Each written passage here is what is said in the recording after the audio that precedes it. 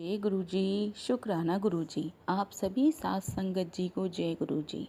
मैं आशा करती हूँ कि आप सभी स्वस्थ और मस्त होंगे।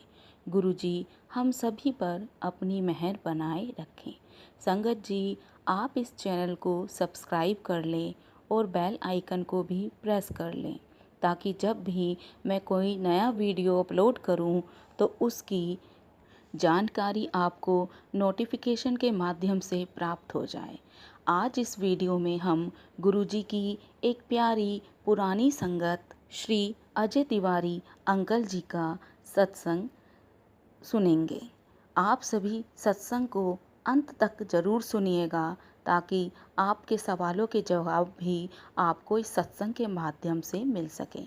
संगत जी गुरुजी कहते थे सत्संग बोलने वाले का भी भला और सुनने वाले का भी भला होता है।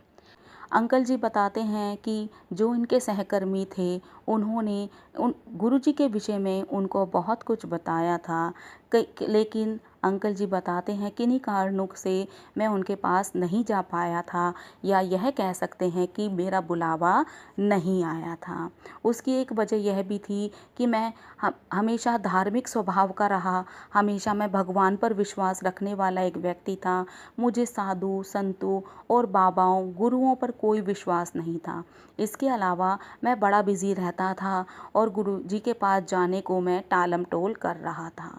एक शाम मैं कैलाश मानसरोवर यात्रा का एक वित्र चित्र देख रहा था, एक बायोग्राफी देख रहा था और मेरे मन में अचानक ओम नमः शिवाय, ओम नमः शिवाय, ओम नमः शिवाय का जाप शुरू कर दिया। मुझे वह डॉक्यूमेंट्री देखकर इतना आनंद की अनुभूति हुई कि मुझे पता ही नहीं चला कि कब मैं ओम नमः शिवाय के जाप में इतना लीन हो गया कि मैं वहाँ पर थोड़ा सा समाधिस्थ हो गया, ध्यान में चला गया। अगले ही दिन कहते हैं उस दिन के बाद अगले ही दिन मेरे सहकर्मी हितेश ने मुझे दोबारा गुरुजी के मंदिर में चलने के लिए पूछा और मैंने यह निर्दिष्ट बना दिया कि जिस दिन मुझे गुरुजी के दर्शन होने होंगे तो होंगे। अगले ही दिन मेरा दोस्त हितेश मुझे छोटे मंदिर जो कि एम्पायर स्टेट नाम से जाना जाता है वहाँ लेकर पहुँचा।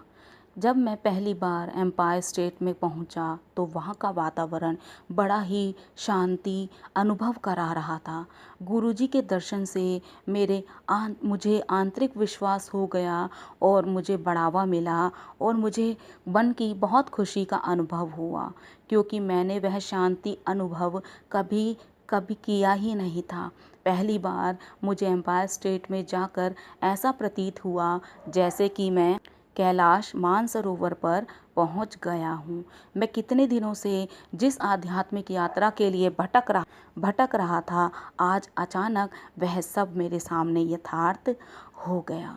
अंकल जी बताते हैं गुरुजी के दर्शन आज भी मेरे जीवन में की एक नई शुरुआत का दृष्टिगोचर है और अब भी मुझे वक्त मिलता कहते हैं अंकल जी कहते हैं जब भी मुझे वक्त मिलता मैं उनके दर्शन के लिए वहाँ पर पहुँच जाता।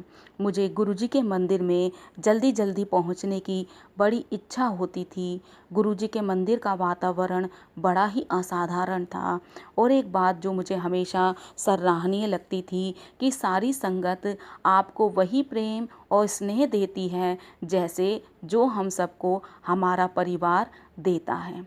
संगत अपने अद्भुत सत्संग सबके साथ बताती थी। कई बार मुझे आश्चर्य होता था कि गुरुजी विशाल संगत में हर एक के पास कुछ ना कुछ विशिष्ट बताने के लिए हैं। चर्चा के लिए सदैव कोई चमत्कार कोई कृपा जो उन्होंने पाई। सत्संग के विषय में बताते हैं अंकल जी बताते हैं कि वहाँ पर जो संगत थी वो बहुत सारी चीज़ों का वर्णन करती थी और सभी के साथ कुछ ना कुछ मिरेकल जरूर होते थे। अंकल जी बताते हैं कि अब 6 महीने तक मेरा उनके गुरुजी के साथ आना जाना लगा रहा। मैं गुरुजी के पास आता जाता रहता था और बहुत मेरी तीव्र इच्छा होती थी कि मैं बार बार गुरुजी के पास जाता रहूं। कहते हैं इसी तरीके से 6 महीने कब बीत गए मुझे पता ही नहीं चला। अंकल जी बताते हैं 6 महीने के बाद मेरा तबादला दिल्ली से चंडीगढ़ हो गया। मेरा मंदिर जाना अब रुक सा ही गया था। मैं अब संगत में भी अपनी अनुपस्थिति नहीं दे पाता था। गुरुजी दिल्ली में थे और मैं चंडीगढ़ में, लेकिन मैं उनकी निकटता, छत्र छाया और संरक्षण सदैव महसूस करता। जब जब मैं अनुभव करता तब तब मैं गुरुजी का जब जब मैं अनुभव करता तब तब मैं गुरुजी को अपने आसपास ही महसूस कर पाता था। आगे अंकल जी बताते हैं कि मुझे चंडीगढ़ में पोस्टिंग हुए अब 2 वर्ष हो गए थे और मैं गुरुजी से मिलने के लिए तीव्र इच्छा से बड़ा ही परेशान रहता था। मेरी इच्छा बहुत होती थी पर मैं अपने आप को असहाय महसूस करता था। एक दिन मुझे गुरुजी की महासमाधि ने झकझोर कर रख दिया। वह घटना मेरे लिए बहुत दुखदायक थी, किंतु आज भी उनका सानिध्य उनके शारीरिक बंधनों से परे है। मैं गुरुजी के महासमाधि के बाद भी निरंतर उनका संरक्षण महसूस करता आया हूँ। अंकल जी बताते हैं, गुरुजी की जब बात हो रही थी, एक दिन क्या था, अंकल जी का रिश्ता तय हो गया था। अब अंकल जी की जो मंगेतर थी प्रीति, वह उनसे फ़ोन पर बातें कर रही थी। अब क्या था, जो प्रीति नाम की जो आंटी थी वह गुरुजी के विषय में कुछ नहीं जानती थी और हालांकि अंकल जी ने भी कभी उनको गुरुजी के विषय में कुछ नहीं बताया था। अंकल जी कहते हैं वह घटना मेरी अंकल जी बताते हैं, एक दिन वह अपनी मंगेतर प्रीति आंटी से बातें कर रहे थे, तभी उनको बातें करते समय अचानक गुरुजी का स्मरण हो आया। बातें करते हुए अब उनको गुरुजी का जब याद आ रही थी, तब अचानक से उनके कमरे में गुरुजी की फ्रेगनेंस जो आती थी, गुलाबों की खुशबू का उनको एहसास हुआ।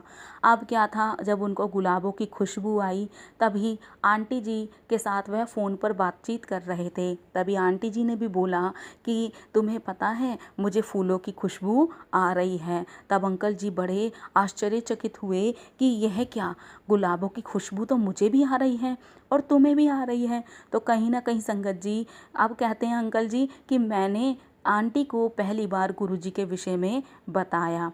अंकल जी बताते हैं कि जब मैंने आंटी को बताया गुरुजी के विषय में और जब गुरुजी वहाँ पर उपस्थित होते हैं तो फूलों की महक आती है, एक फ्रेगरेंस आती है जो कि गुरुजी के शरीर से आया करती थी। अब आंटी जो थी वह ये बातें सुनकर चौंक जाती हैं और उनको समझ कुछ नहीं आता, क्योंकि उनके कमरे में कहीं भी गुलाब नहीं रखे थे, ना ही कोई गुलाब का किसी ने परफ्यूम ही इस्तेमाल किया था।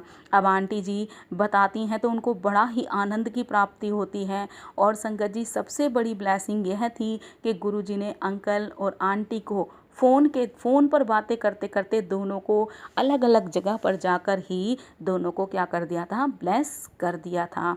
अंकल जी कहते हैं यह आश्चर्यचकित था कि कैसे गुरुजी ने एक ही वक्त पर हम दोनों को फ़ोन पर बातें करते करते दोनों को अलग छोरों पर एक वो फ्रेगनेंस हमें सुंघाई थी, या फ्रेगनेंस की हमें जो कह सकते हैं फ्रेगनेंस आई थी और हमें ब्लेसिंग मिली थी। वह हकीकत हम दोनों हजारों मील बैठे वह महसूस कर रहे थे। संगत जी, अंकल जी कहते हैं गुरुजी से मेरी यही प्रार्थना है कि हम सबको हमेशा अपनी शरण में रखना। जय गुरुजी, शुक्राना गुरुजी। ओम नमः शिवाय, शिवजी सदा सहाय। ओम नमः शिवाय, गुरुजी सदा सहाय। मैं आज अपनी वाणी को यहीं विराम देती हूँ संगत जी, और सत्संग सुनाते समय अगर मुझसे कोई गलती हो गई हो तो मैं आपसे हाथ जोड़कर क्षमा मांगती हूँ। मेरे गलती को क्षमा कीजिएगा। जय गुरुजी, शुक्राना गुरुजी।